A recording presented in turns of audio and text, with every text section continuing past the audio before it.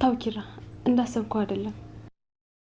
ታይምሩ እንደዛ ባይሆን ኖሮ አንቺ ሳትሆኚ ራሷ ነበረች ልታስረዳኝ የምትሞክረው። እሷማ ደንግጣ ነው። ምሩ ባለቤቱ ያልተጨነቀለትን ቤት ጎረቤት ወይም የውጭ ሰው ሊያስተካክለው አይችልም። ግን ከሰማችሽ አንድ ነገር ንገሪያት። ፈጣሪ ለእሷ ሲልክላት እኔንም እንደማይረሳኝ ንገሪያት።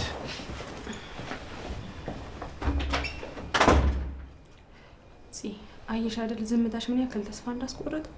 የምፈልገውም እኮ እሱን ነው ምሩ። ግን ደግሞ እንደዚህ ሲሆን ማየት በጣም ይከፋል።